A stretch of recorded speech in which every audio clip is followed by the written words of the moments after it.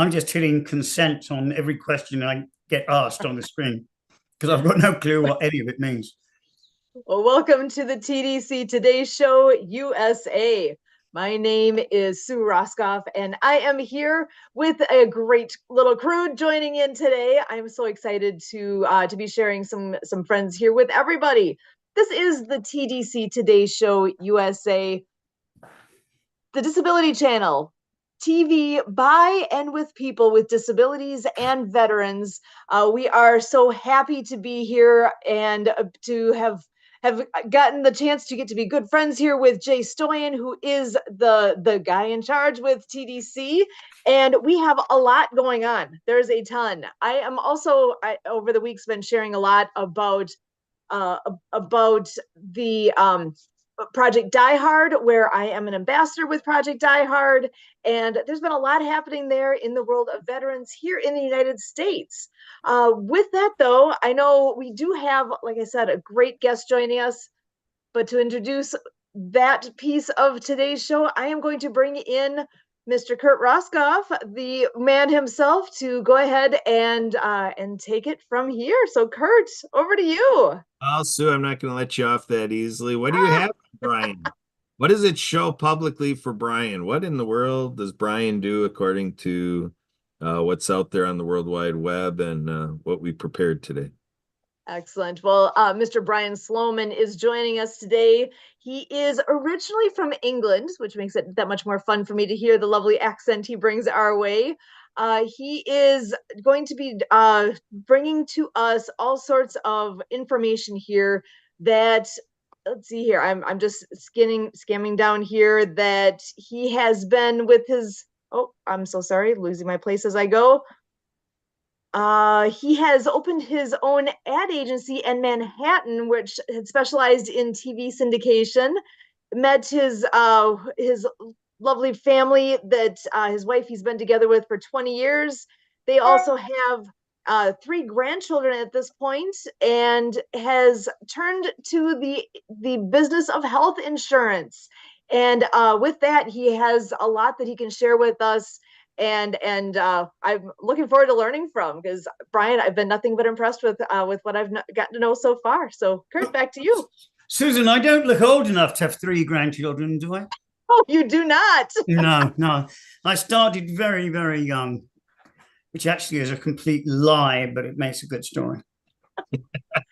There we go, folks. That's what we're out for here, is good stories. We also have an author here today, so Mariana Waikiki. So we got a little HNP, Happy Neighborhood Project dynamic going here in collaboration with the Disability Channel. Again, I found Jay Stoyan in the Disability Channel 4 years ago. Ever so impressed, because I ask all of you out there, other than the Disability Channel, what other news or television production are you seeing produced by people with disabilities? That is the void being filled by Jay Stoyan and the team here at the Disability Channel every day.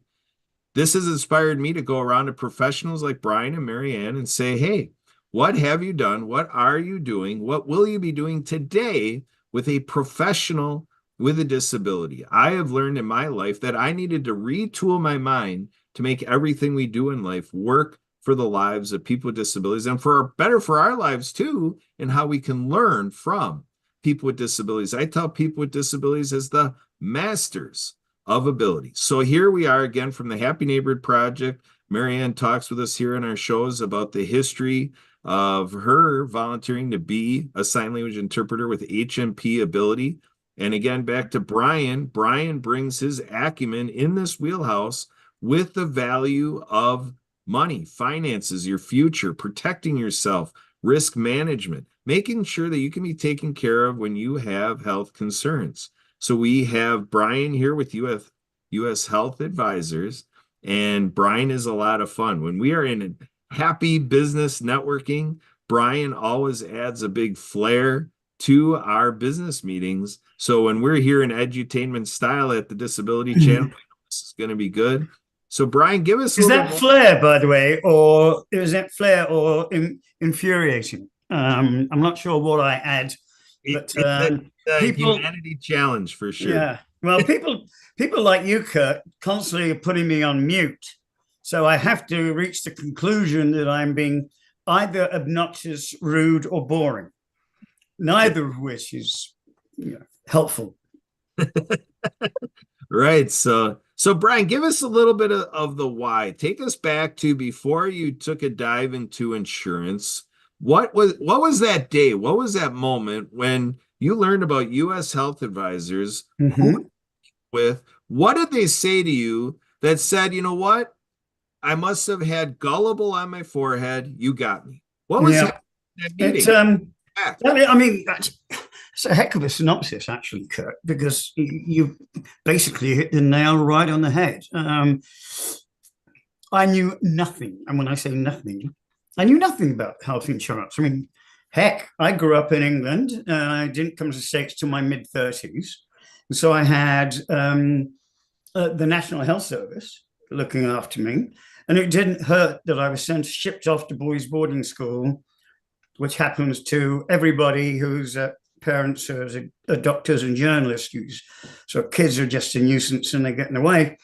So I shipped off to boarding school where there's matron and there's checkups and dentists. And then I was able to get around all of that because I lied to anybody who'd listen to me.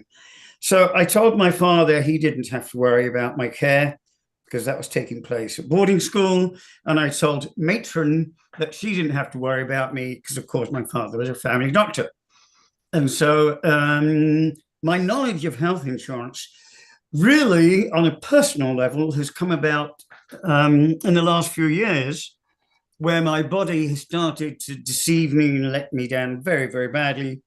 And so I now have I've got more titanium in me and things like hips and knees and groin and shoulders and than I do calcium.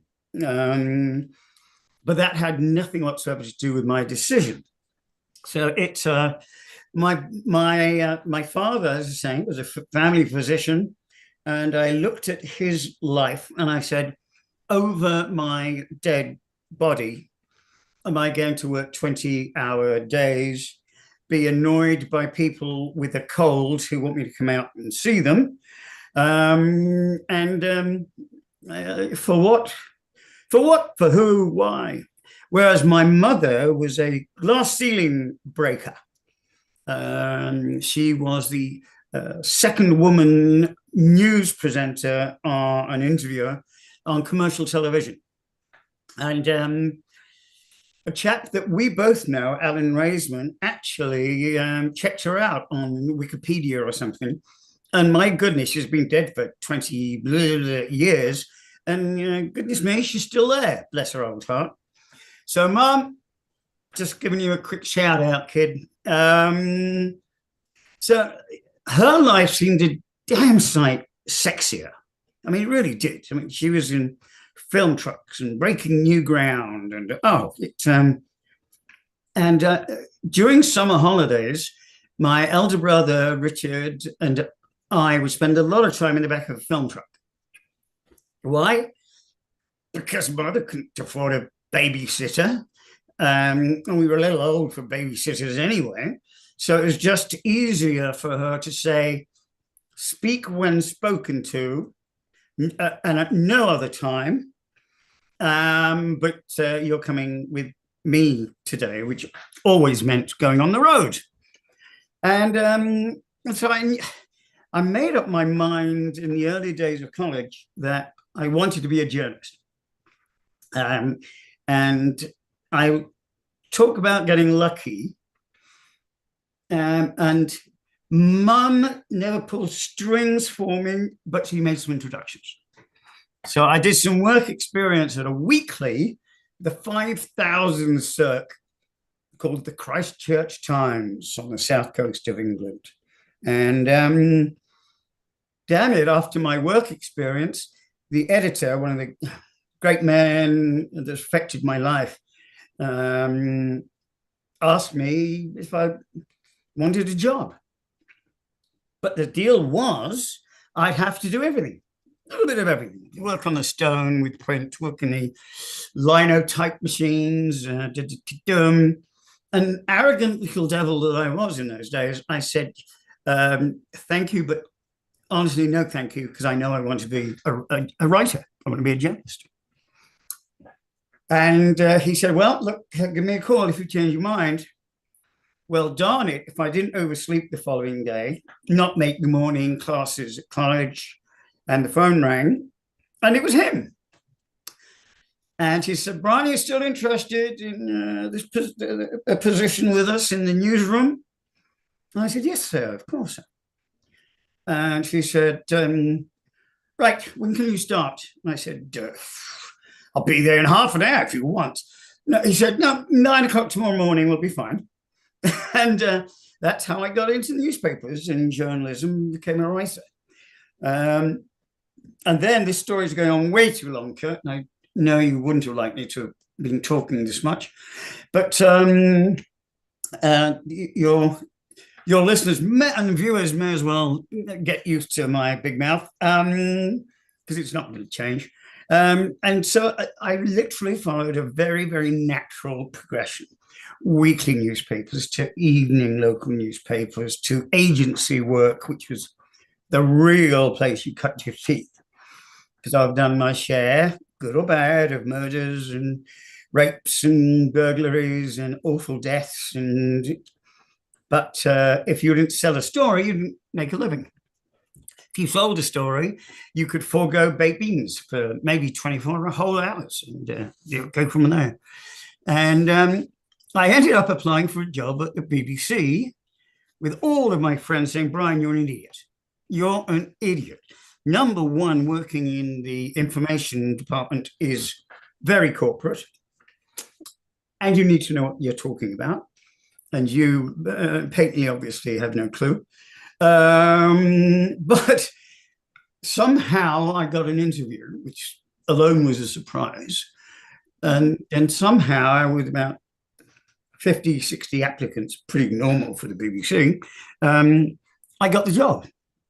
And I give a lot of credit to this country for that, because I was able to warble on and on and on about the difference between broadcasting in the States and broadcasting at home. But then the person I was going to be working under, the chief publicity officer, knew the agency that I used to work for, had read some of my work. He gave me a writing test, which was absolute cake. I mean, you know, they had a load of jumbled terms and phrases and bits of information. You had to turn it into a press release. Well, at the risk of arrogance, I could do that standing on my head. So would you believe I got the damn job? And I was the most surprised person that there was. And so I was with the Beeb forever and ever and ever. Came to the States as a snot-nosed 23-year-old for the bicentennial in 76 to cover certain events, and chose where I now live, Philadelphia, as the birthplace of our country. And by the way, I say our because I am now proud to say I'm an American citizen, which is something I took incredibly seriously. And I'll be blunt, working out of BBC's office on 51st and 5th Avenue post 9/11. And I kept saying, why we, why us? What have we done? And it struck me like a sledgehammer blow that I wasn't a we, I was English. And so once I discovered that you could be a dual national, because us Brits are so damn arrogant, we don't take people's nationalities away. They have to actually ask for them to be taken away. And so I'm now one of those lucky people that when it suits me, I'm American. When it doesn't suit me, I'm English, and it depends where I am. And the only thing I love, of course, is Sue's reference to my accent, because I don't think I've got an accent. And certainly when I go home, people say, my dear mother, before she passed, "Oh, Brian, you're starting to sound like a damn Yank." And, you know, and I thought, well, that's a bit odd. Nobody in America thinks I sound like an American, but there you go. So I came here, met my first wife on a kind of a blind dinner party in Ballakin Woods outside Philly. And she hated me on sight because I was being very loud and obnoxious. And her first reaction, oh God, do I have to spend the entire dinner party with this guy? Oh, does he ever shut up? And she learned, no, I don't. But after a few hours, she decided that I wasn't as bad as I came across at first meeting. And so one thing led to another, and we popped across the pond backwards and forwards. She turned to me one day in our little apartment in Midtown Manhattan and said, you know what, Brian? I want a ring on my finger and a baby in my tummy. Now, if you say no, that's fine. I'll get over it. But I'm just telling you that I'm not going to keep on living with you, for your benefit. So we got married in 1979 and went back to England. Loved it. She had a ball in London. My career was taking off. But our first baby was born after 5 years of trying and every test under the sun. And it was like hitting a switch, guys. She became homesick. And I don't mean homesick, I mean borderline depressed. I'd always promised that I'd come to the States if she was unhappy. And she said, I'm worse than unhappy. So, nothing to lose, packed up and left. Stayed in contact with all of my BBC mates. Interviewed yet again here. And 9 months later, absolutely penniless and living with in-laws who disliked me enormously, and the feeling was mutual. I was offered this job as head of publicity for the British Broadcasting Corporation in North America, and kept that job, hoped to retire at the end of it all, and discovered that I couldn't afford to. Then, much worse, discovered that nobody wanted a then 60-year-old washed-up ex-journalist and publicist. So I had to do something else. So I'm finally answering your question, Kurt. You've been very patient, by the way. I thought of, right, what can I do that's different?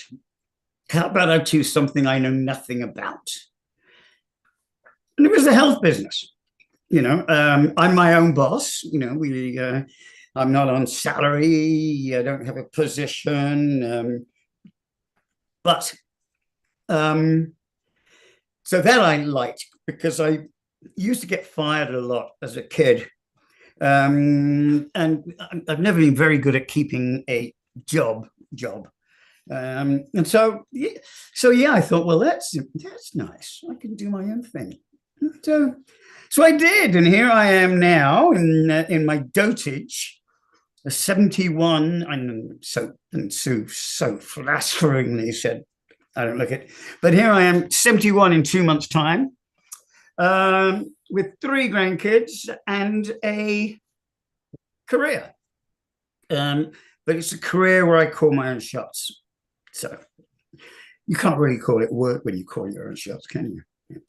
Yeah. So did that answer your question in 30 seconds or less? Yeah, I like your sense of time. It is a Saturday, so it's all good. All good in the hood.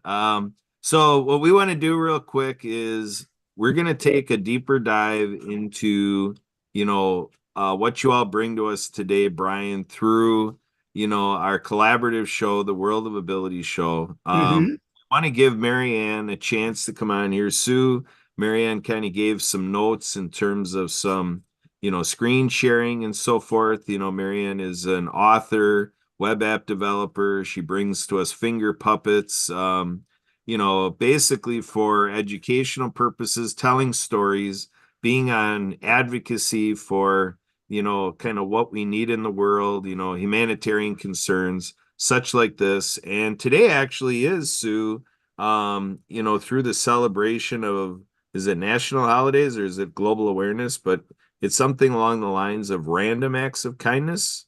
Yes, it is.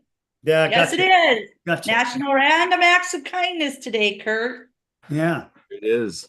So I think having Brian on the TDC Today Show USA is one of our random acts of kindness. What do you think, Sue? Does that qualify? Yeah, Absolutely does qualify. yeah. I mean, I don't really know what a random act of kindness is, but I did, having forgotten her birthday, I did remember Valentine's Day. So I consider that a random act of kindness. She wanted to kill me for forgetting her birthday. So I reminded her that at my age, if you don't tell me something or write it on my calendar, it's just another day. But Valentine's Day was in the news enough for me to get it. So I think she's almost forgiven me. She hasn't tried to poison me or beat me with my cricket bat. So I think I think I'm close to being forgiven. But yes, only I could forget a wife's birthday. Not very intelligent. There we go. We'll keep working on you, Brian. So, but let's bring up some visuals. We got some visuals with Marianne's background and everything. Yeah, what a background, Marianne. Yeah, right. Very colorful, bright, and inspiring. This is good product here. Marianne is definitely, an artist in her own right here. And so Marianne, tell us a little bit more about your work, how the bundle all fits together, and your future, with film, animated films, and so forth. Give us the spiel so that our crew at the Disability Channel knows how we're collaborating with you with the Acts of Kindness series. Well, hola and aloha, everybody. Aloha. I'm Marianne Waikiki. I'm the author of the Acts of Kindness series featuring 200 folk manis animal character puppets. My books are written for animation movies with sign language characters and soundtrack by our Hawaiian local artist Lucy and the Perfect Wave. And it happens to be whale watching season. And it's also Random Acts of Kindness Day. So how this all kind of started was I had the opportunity to visit the island of Oahu, Waikiki, Hawaii, and I ended up staying. I got to live on a 45-foot sailboat as a caretaker, and I met a deaf friend, Mr. Scott, walking down the beach on Easter. And Easter's coming up, so it's a memory day for us as well. And I had joined the Unity Church of Hawaii, and I asked where he was, and we went and had brunch, and we hit it off. And I used to be a case manager with the deaf 30 some years ago in Grand Rapids, Michigan, out of a mental health agency. And we just hit it off. And he was a Reiki master, and I became a certified Reiki master over there together. We did a lot of different spiritual journeys, listening to different speakers of all nationalities, races, countries, you name it. It was just a different kind of journey of just going to Oahu and sitting on the beach. And I did get to go sailing with him.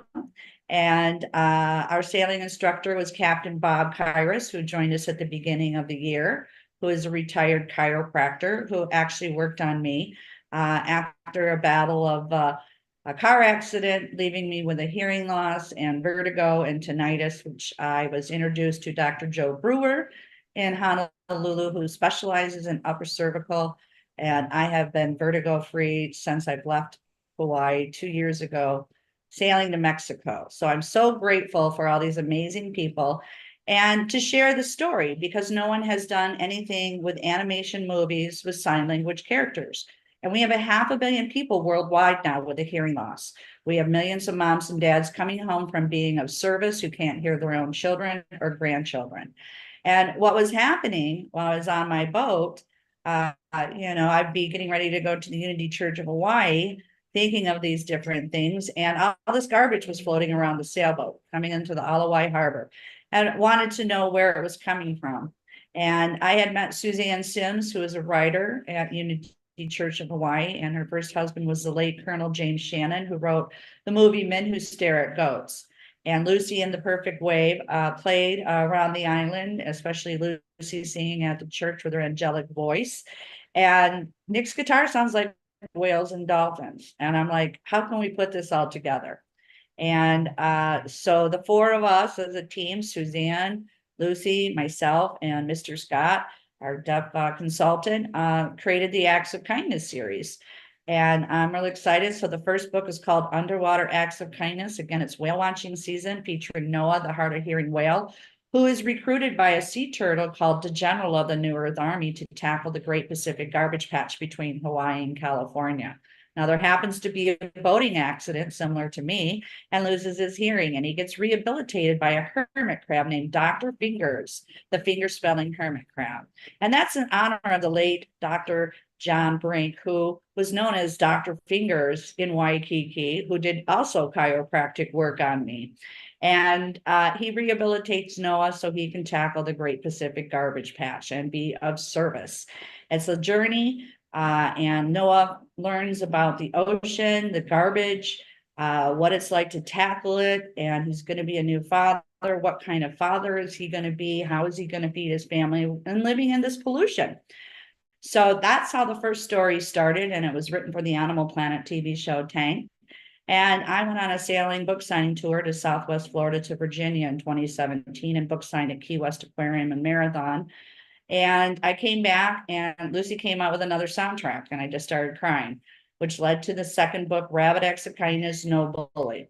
And it features Harry the Hard of Hearing Rabbit, which is my deaf friend Scott, and Chelsea the Courageous Sign Language Chicken, which is about me interpreting for him around the island and tackling some bullies. And he learns to stand in his power with the enchanted tree, and he sails around a magic island. And they have a first birthday luau with his classmates. So it introduces 20 to 30 more animal characters of the Folk Manus line of not only hand puppets, glove puppets where you can finger spell, and the finger puppets for our little babies who need that sign language to tell moms and dads that, hey, I'm thirsty, I'm hungry, change my diaper. And through my journey there, I got to stay at the Equus Hotel where Renee was the manager there. And they have a polo club on the North Shore. Mr. Daly, Mike Daly, is the owner of the Equus Hotel and the polo club and the Powell Riders. And I got to go to several events. And I started writing a short book called Pono, the Hawaiian Polo Pony, which is Righteous Acts of Kindness. That's what Pono actually means, righteous. And it features a deaf rider. And this is a shorter book. And what I learned with my Fiverr team and Amazon was that it was too short of a book. So we put some coloring book pages at the end of the book. And I'm so excited because last weekend we just uploaded it to Amazon and Kindle, and it is available for sale.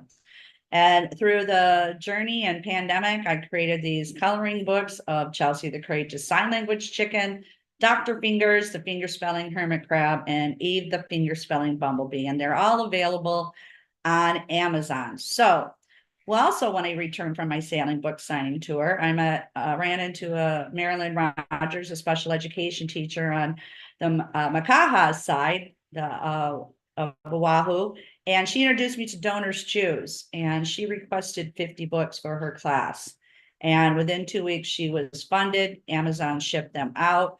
The classroom read the books, and then I went out to visit them and did a slideshow presentation with the finger spelling alphabet, passing along the Folk Manus puppets and characters and talking story about ocean cleanup and what we can all do, such as just look on the ground, find 10 pieces of plastic and pick it up at the bus stop, at McDonald's, at the beach, pick it up, put it in the garbage, and we've done our service part.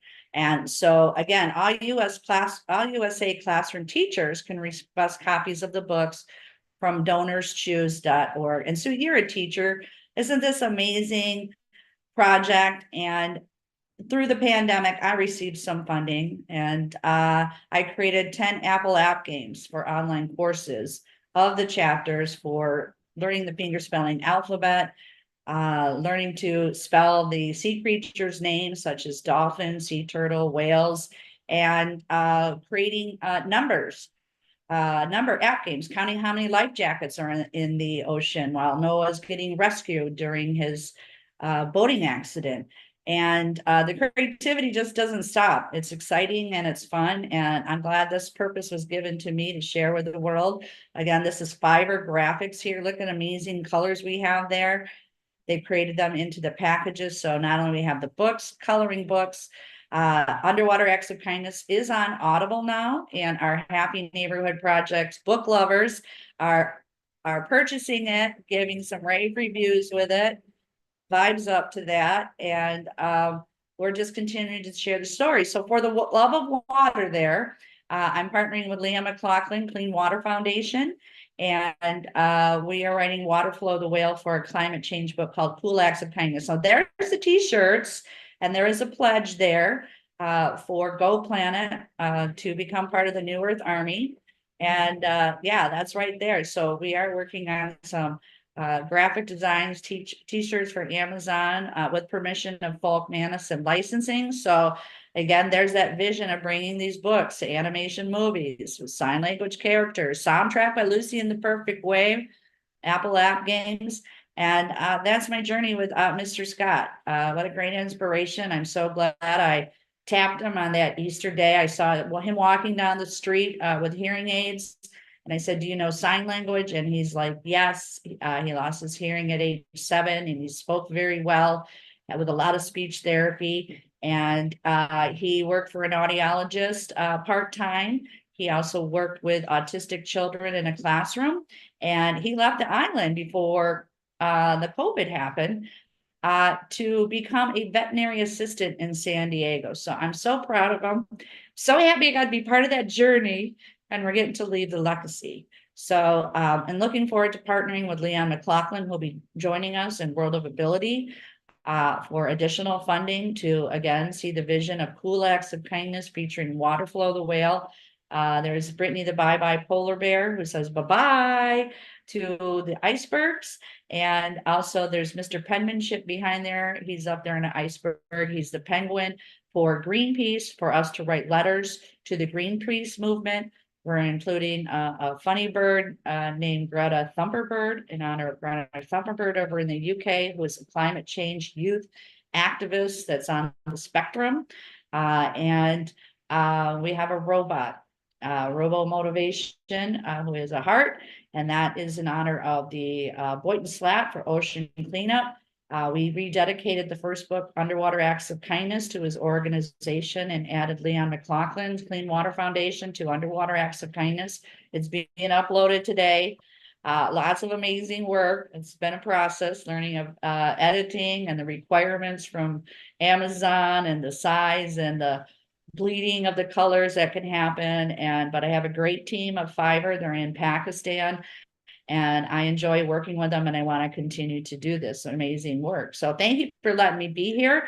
Big shout out to Lawrence Wingate Studios, Jay from the Disability Channel in Canada, Transform You Media. I'm so happy that I got to be a co-host on Happy Neighborhood Projects with Edwin Edaberry, and which led me to be a sign language interpreter for HNP, which led me to be on World of Ability and get to share my stories.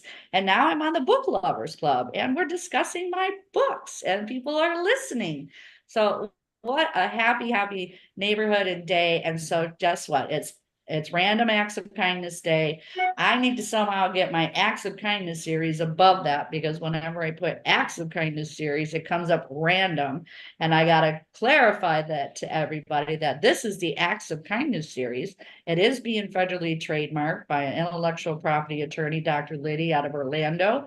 And we have Apple App Games in development, and I'll be working with an Apple engineer for additional intellectual property and development to bring these to the world, and hopefully on Netflix and Hulu.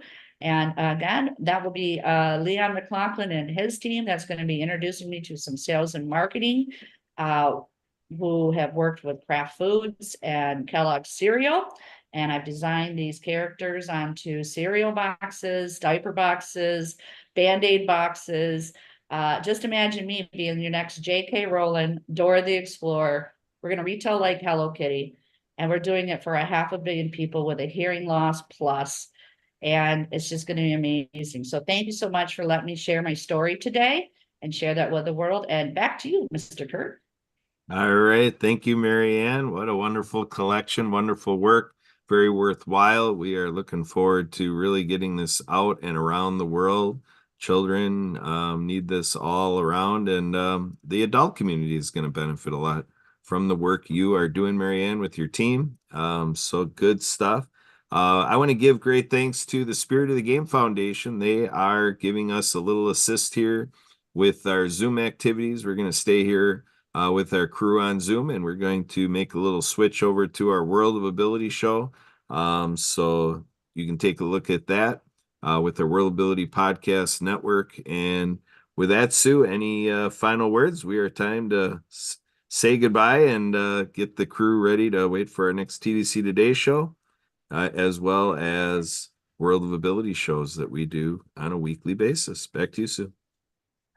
Thank you so much. We're thrilled to have everybody joining us here today with the TDC Today Show USA. So Brian, Marianne, thank you so much.